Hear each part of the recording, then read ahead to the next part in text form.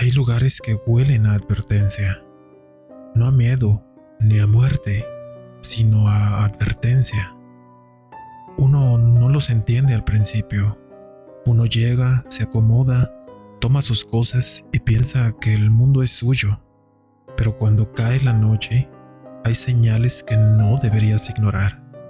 Yo ignoré muchas y no sé si algún día podré perdonarme por eso.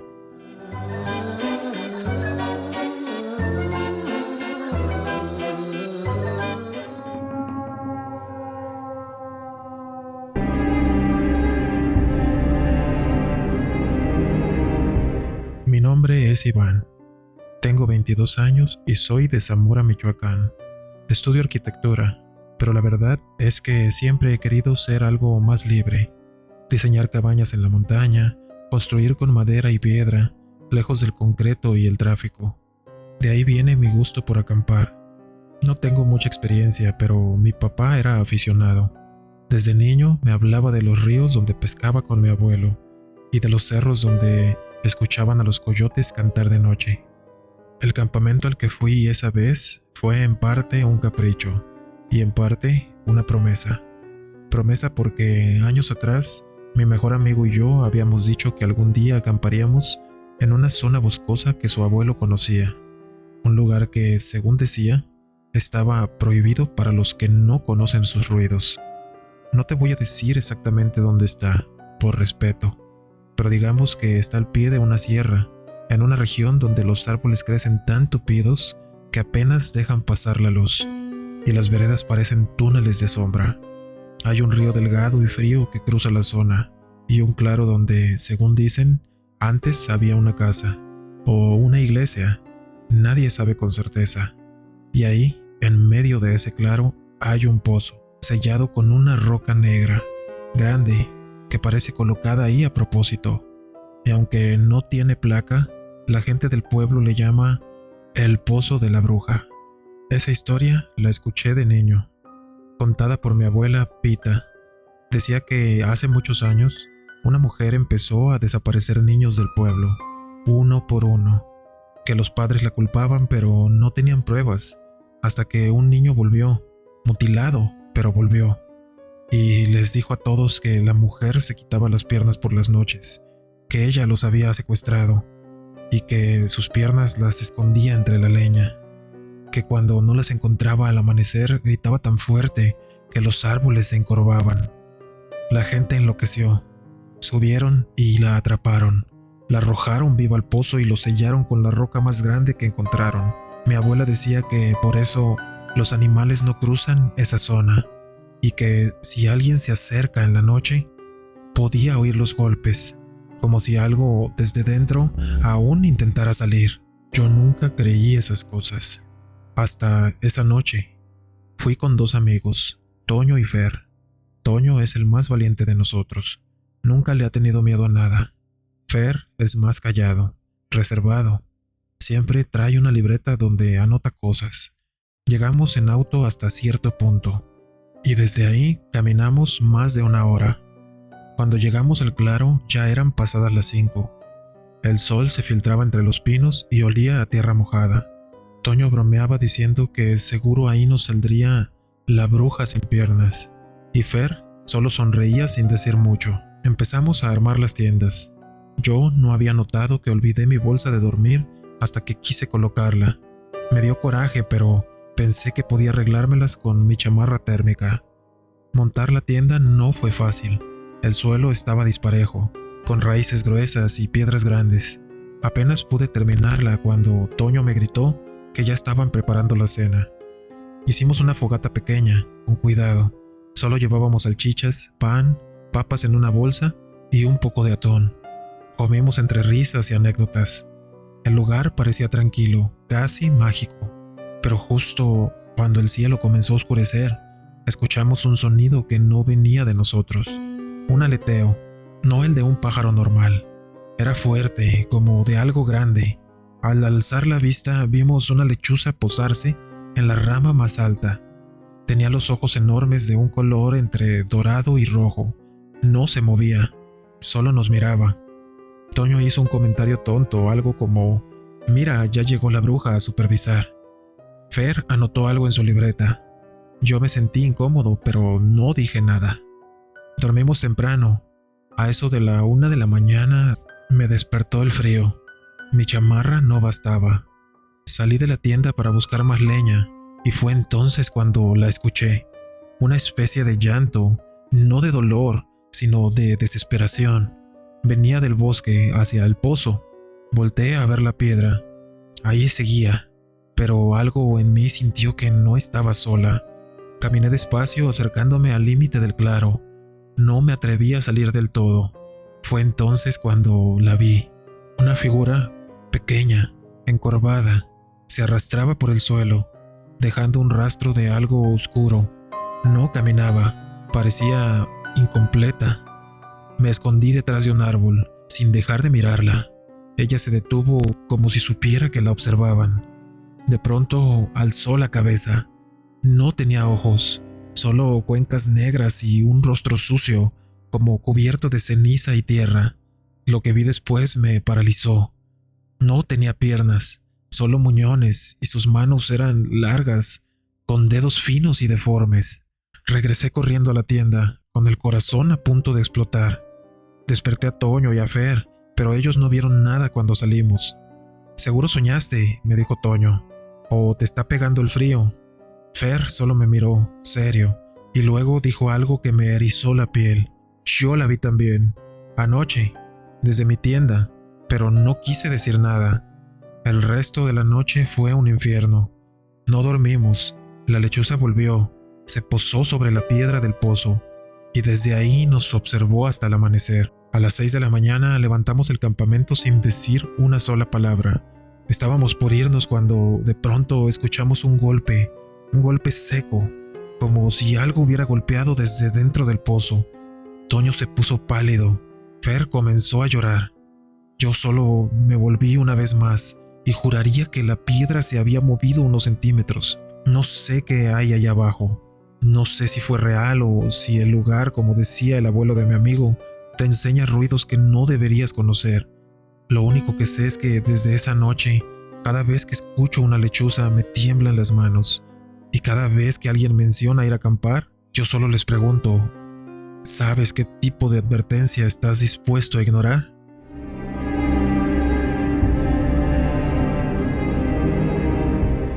Hay cosas que no sabes que estás a punto de presenciar, hasta que ya es demasiado tarde. Y hay momentos en la vida en los que, aunque no creas en señales, las señales te tocan el hombro y te miran directo a los ojos. Me llamo Daniel. Tengo 23 años y vivo en México desde hace 15. Mi papá, que es de aquí, conoció a mi mamá, una mujer rusa, fuerte, terca y cálida como el té negro que prepara cada noche.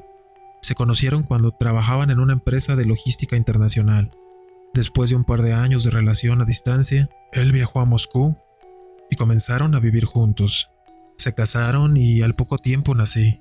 Cuando iba a cumplir 7 años, mis padres decidieron venir a vivir a México. Y regresamos a Querétaro, de donde es originario mi padre. Aquí crecí, entre dos culturas, dos formas de entender el mundo, dos maneras de contar historias.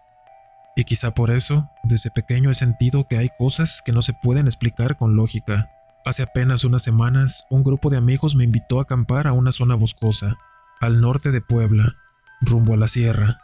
No diré el nombre exacto, pero si alguna vez has tomado la desviación entre Zacatlán y Ixtahuapan, y si sigues por la brecha hacia la antigua fábrica de papel abandonada, ya estás más cerca de lo que deberías. Íbamos 5.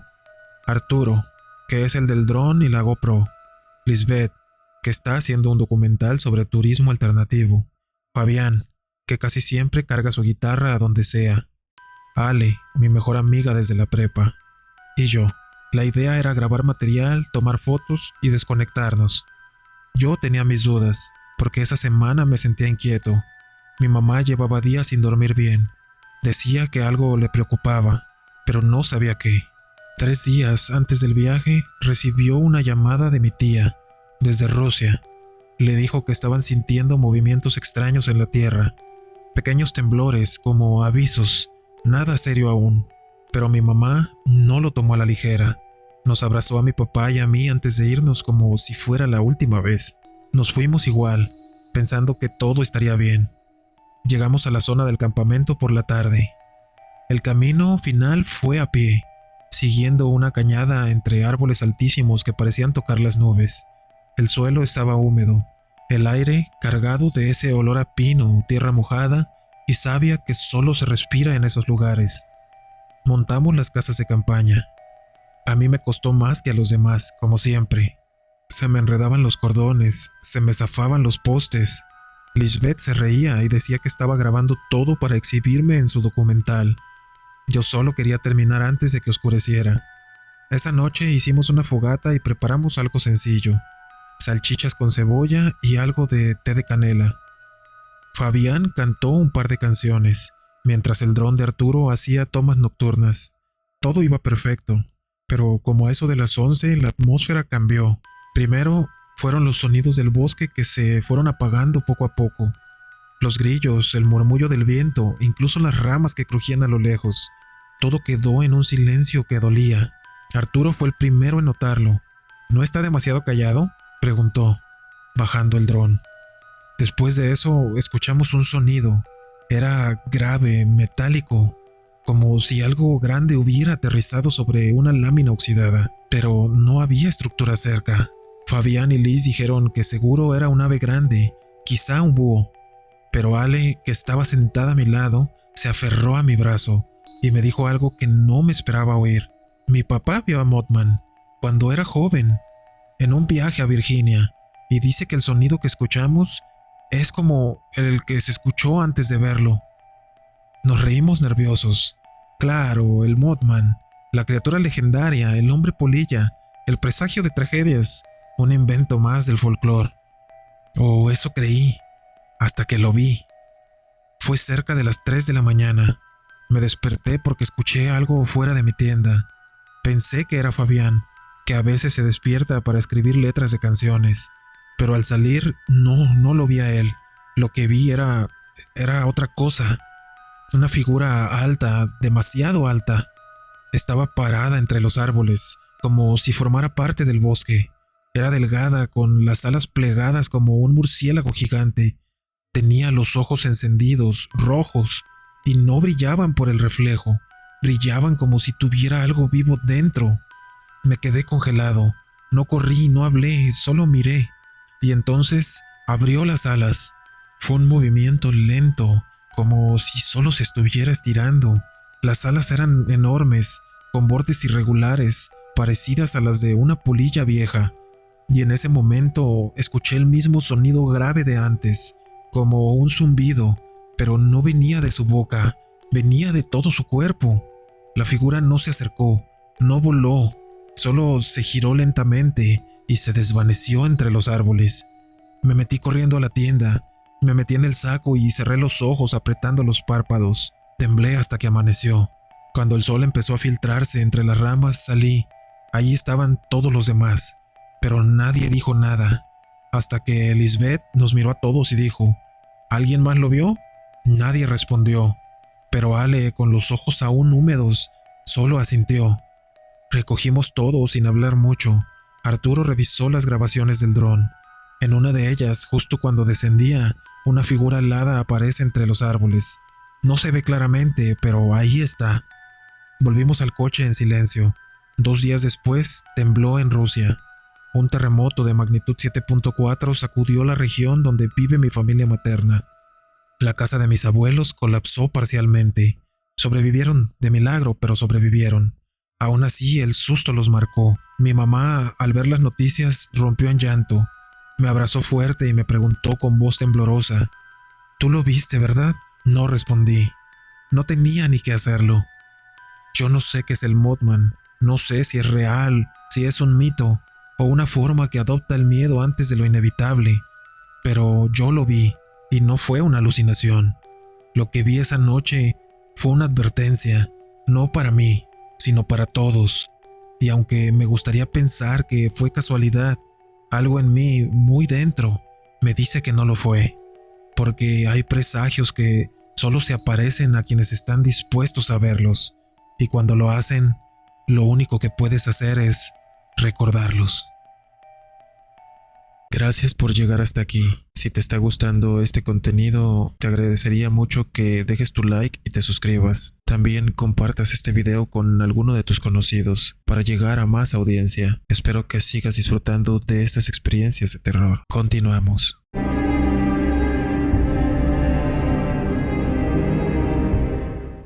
Hola a todos.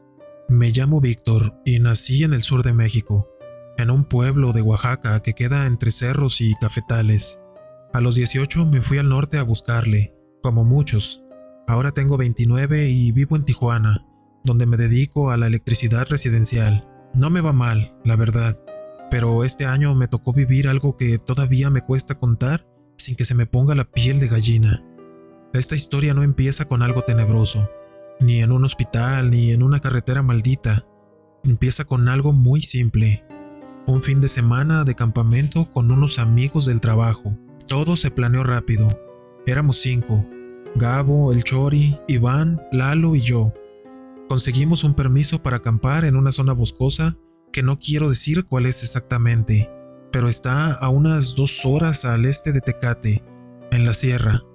No es un parque ni un balneario. Es más bien un terreno privado al que uno de los muchachos tiene acceso por su primo. La idea era desconectarnos un rato. Llevamos carne, cervezas, luces, bocinas, ya sabes, lo normal. Llegamos por la tarde con el sol todavía en alto, y el lugar estaba increíble. Tenía muchos pinos, el cielo estaba limpio, no había señal de celular, ni una casa cerca. El silencio se podía sentir, pero no pesaba. Todavía no. Montamos las casas de campaña, hicimos la lumbre y nos sentamos a cotorrear. Entre risas empezaron a salir esas historias que uno se guarda para las noches. Iván fue el que empezó con cosas raras, que en esos cerros a veces se escuchan gritos de mujer, como si alguien se perdiera, pero que no hay que seguirlos. Gabo, medio tomado, dijo en tono de broma: pues si grita es porque quiere que la sigamos, ¿no? Nos reímos, pero Iván se puso serio. Dijo que allá por su pueblo eso era de mal agüero, que una mujer que grita en el monte no es humana. No le dimos mucha importancia. Seguimos con las cervezas, con la carne asada y la música, pero eso sí, sin darnos cuenta bajamos un poco el volumen al Bluetooth. Esa noche dormimos en las tiendas. No hacía tanto frío, pero el viento entre los árboles tenía algo raro, como si se colara por huecos que no podías ver. Yo me dormí tarde, porque no paraba de escuchar ruidos, como ramas, pisadas, como si alguien caminara alrededor. Pensé que sería un animal, o quizás el Gabo queriendo espantar a alguien, hasta que escuché algo más. No sé cómo describirlo. No era un grito, era un sonido largo, muy agudo, como de mujer, pero distorsionado. Me recordó al chillido que hacen algunas aves, pero más profundo, algo que se sentía en el pecho, como si tu cuerpo supiera que algo no está bien. Me levanté, saqué la cabeza por la tienda, pero no vi a nadie, solo la luz tenue de las brasas ya apagándose.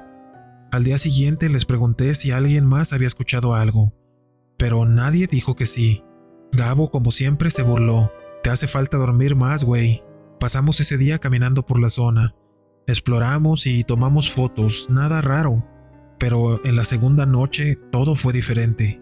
Yo ya me sentía algo incómodo, no sé por qué, como si algo nos estuviera vigilando.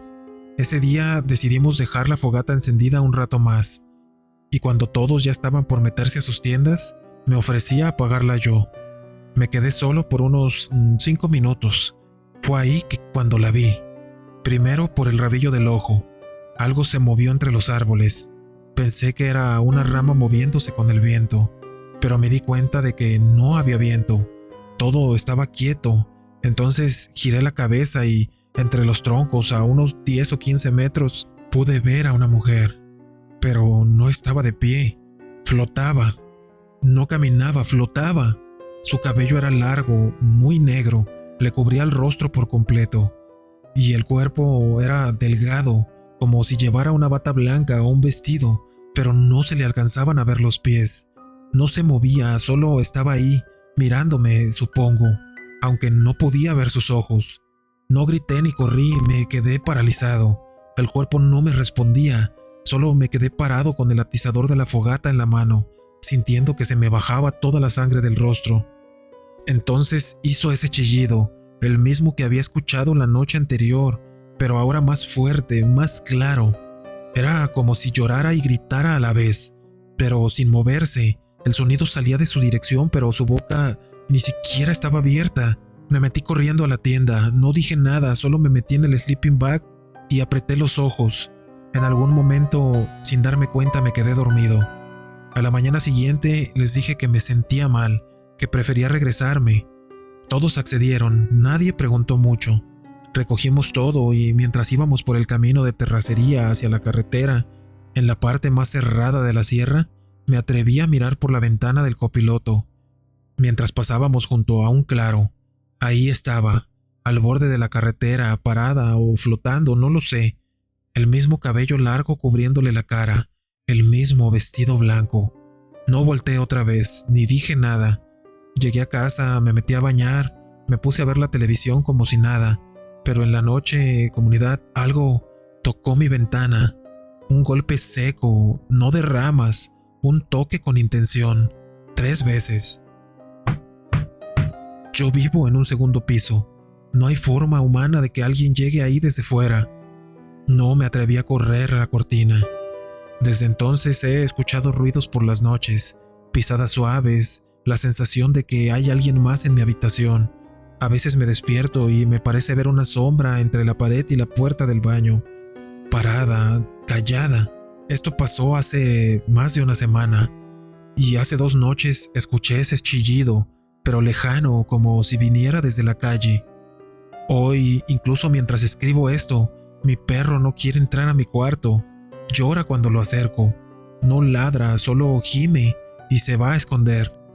No sé si fue algo que vimos en ese bosque, o si algo me eligió a mí. Pero si algo más llega a pasar, seguramente les escribiré de nuevo. Gracias por escucharme.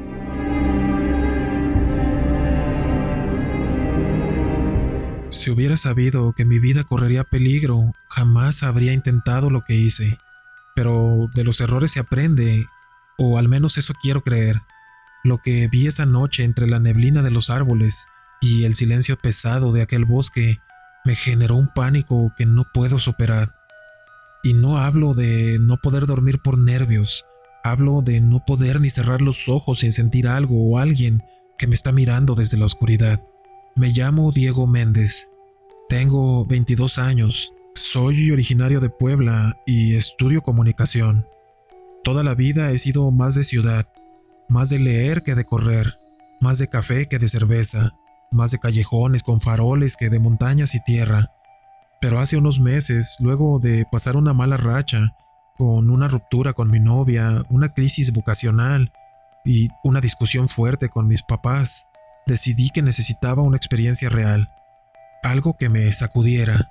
Empecé a ver documentales sobre senderismo, acampadas, supervivencia básica, y ahí fue donde nació la idea de grabar mi primer campamento, como un mini documental personal, una especie de bitácora en video, algo honesto, crudo, una prueba de que podía con algo así, pero nunca me imaginé que esa cámara, la que grabó mis primeros pasos fuera de la ciudad, también grabaría lo último que yo iba a querer recordar el resto de mi vida. Todo comenzó un viernes por la mañana. Había investigado un lugar al norte del estado de Querétaro, una zona conocida por tener miradores impresionantes, niebla densa y mucha vegetación. No diré el nombre exacto, porque sinceramente no quiero que nadie más se acerque. Podría decirte que es por seguridad o por respeto, pero la verdad es otra. Si tú vas y ves lo que yo vi, puede que no regreses. Era un lugar al que no se llega fácilmente. Primero carretera, luego terracería y por último una vereda que ni el GPS marcaba. Decidí no ir solo del todo. Le pedí a un compañero de la universidad, Bruno, que me acompañara. Él tiene más experiencia en montaña. Nos conocemos desde el primero de la carrera. Siempre fue más relajado que yo, más práctico, menos temeroso. El tipo de persona que puede dormir sin problema en una hamaca en medio del cerro. Llegamos a eso de las 5 de la tarde. El sol ya bajaba rápido y entre los árboles se formaban esos haces de luz que parecen cortinas de humo dorado. El lugar era precioso, fresco, silencioso, como si el tiempo allí pasara distinto. Montamos la tienda, acomodamos las mochilas, grabé algunas tomas de la llegada, todo normal, hasta que cayó la noche. ¿Has estado alguna vez en un lugar donde la oscuridad no es negra, sino espesa? Porque eso era lo que había ahí arriba. No se veía absolutamente nada fuera del alcance de la fogata, y aunque todo estaba tranquilo, había algo que me hacía sentir fuera de lugar. Bruno decía que era sugestión, que mi cabeza estaba haciendo ruido porque era mi primera noche lejos del bullicio de la ciudad. Pero yo sabía que no era solo eso. Había un silencio raro, antinatural. Los grillos dejaban de sonar por lapsos, como si escucharan algo que nosotros no podíamos oír. Pasadas las 11, cuando la leña ya se había consumido casi por completo, decidimos irnos a dormir. Acordamos turnarnos para mantener la fogata encendida. Pero lo acepto, yo tuve mucho de culpa, pues me quedé dormido cuando me tocó mi turno para vigilar, sin darme cuenta. Y fue en esa primera noche cuando pasó lo que todavía no puedo explicar. Algo me despertó de golpe. No fue un sonido fuerte, fue más como una vibración, como una presencia. Y al abrir los ojos, vi una luz tenue, una especie de resplandor suave entre los árboles, como si alguien caminara con una linterna envuelta en tela. Lo primero que pensé fue otro campista, o quizás algún guardabosques. Desperté a Bruno, pero para mi sorpresa no estaba. Su saco de dormir estaba vacío, y su linterna no estaba donde él había dejado. Sentí un escalofrío que me recorrió desde la nuca hasta las piernas. Me puse los zapatos, tomé mi cámara que había dejado encendida por costumbre, y salí tras la luz. No caminé ni 20 metros cuando la luz se detuvo. La vi claramente posarse detrás de un tronco. En ese momento fue cuando escuché algo que nunca olvidaré. Fue una risa, no una carcajada fuerte, no, una risa suave, casi imperceptible, como cuando un niño intenta esconderse y no puede contener la emoción, pero no sonaba como un niño. Y eso fue lo que me heló. Era una risa seca, áspera, demasiado medida, como ensayada. La cámara temblaba en mis manos, apreté los dientes y avancé un poco más. La niebla empezaba a descender, espesa, casi como un manto, y entre ella vi una silueta. Era una figura alta, no demasiado. Estaba quieta, no tenía linterna, no hacía ruido, solo estaba ahí como si me estuviera esperando. Intenté hablar, pregunté, ¿Bruno? ¿Eres tú? Pero no hubo una respuesta. Lo que sí hubo fue movimiento. La figura empezó a caminar hacia mí. No corrió ni trotó, solo caminó como si supiera exactamente cuánto miedo me provocaba. Retrocedí tropezando con una raíz y caí al suelo. La cámara se golpeó contra una piedra y dejó de grabar. Y ahí, tirado, supe que algo estaba muy mal, porque la figura, al llegar a pocos metros de mí, simplemente se desvaneció, como humo, como niebla disipándose. Me levanté y corrí como nunca en mi vida. Volví al campamento sin detenerme y sin mirar atrás. Para cuando llegué, Bruno estaba ahí, dormido, tranquilo. Estaba en su saco como si nunca hubiera salido. No le conté todo, solo le dije que me había levantado a orinar y que creía haber escuchado algo. Pero él me dijo algo que me asustó y me dejó más pensativo aún. Yo también soñé algo, pero quizás no era un sueño. Me soñé parado junto a la fogata y alguien me estaba mirando desde el bosque. La cámara quedó en ese bosque, nunca la recuperé. Volví un par de veces en la semana siguiente con unos amigos, pero nunca la pudimos encontrar. Era el mismo lugar, pero la vereda no se veía igual, desapareció, como si nunca hubiera existido. ¿Y saben qué es lo peor? Que a veces, al cerrar los ojos, aún escucho esa risa. No la de un niño, no la de un adulto, la risa de algo que juega con mi mente, que se esconde entre lo que crees conocer y espera a que lo mires directamente para mostrarse como realmente es.